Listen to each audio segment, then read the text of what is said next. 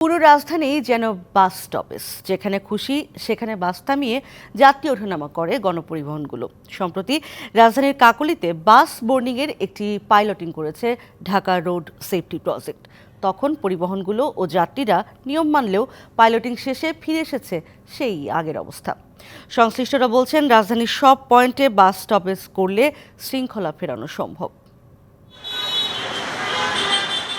রাজধানীর বিমানবন্দর সড়কের বনানী মাঝ রাস্তায় বাস থামিয়ে ওঠানো হচ্ছে যাত্রী।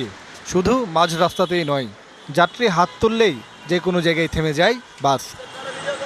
যেখানে সেখানে বাস থামিয়ে যাত্রী ওঠানামার কারণে তৈরি হচ্ছে যানজট, নষ্ট হচ্ছে যাত্রীদের কর্মঘণ্টা, এমনকি দুর্ঘটনার শিকারও হচ্ছেন অনেকে। এরা যখন খুশি সেখানে দাঁড়া করে প্যাসেঞ্জার উঠায়, অনেকক্ষণ ধরে দাঁড়িয়ে থাকে, ওই যে প্যাসেঞ্জার উঠায়। যাত্রীদের যে সেবার মান ওইটা তারা পরিপূর্ণভাবে করে না।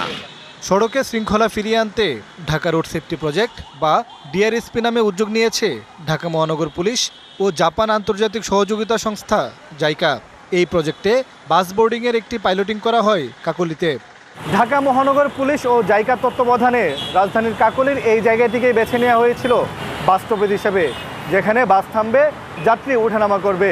1 মাসের পাইলটিং শেষে এই অবস্থার পরিবর্তন, বাস আর থামছে না, যাত্রীও ওঠানামা করছে না।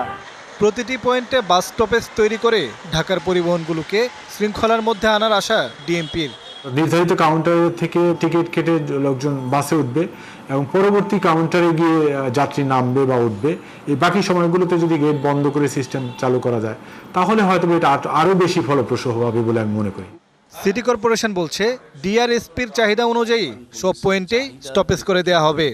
আমরা একটা অবকাঠামো তৈরি করে দিয়েছিলাম যে পাইলটিং করার জন্য। পাইলটিংটা চলেছে 1 মাস, এরপরে এটা আর ওইভাবে চলছে না, যেহেতু একটি, সেই কারণে ওইভাবে আসলে উৎসাহটা দেখা যায়নি।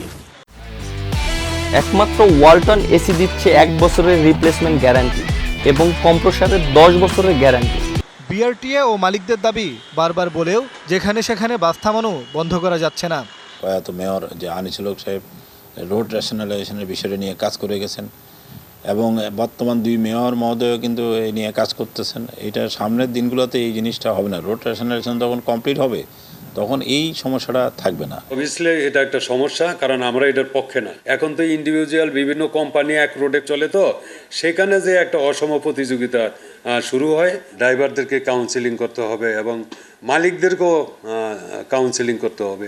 যাত্রী উঠতেছে নামতেছে, যাত্রী উঠায় নামায়, সব গাড়ি তো বাজান, শুধু বিআরটিসি না তো। আমি স্টপেজ তো এয়ারপোর্ট, টঙ্গী, এদিকে চেয়ারম্যান বাড়ি, বনানী। হ্যাঁ, পরিবহন ফ্র্যাঞ্চাইজি চালু করা গেলে এ ধরনের সমস্যা থাকবে না বলে মত বিশেষজ্ঞদের।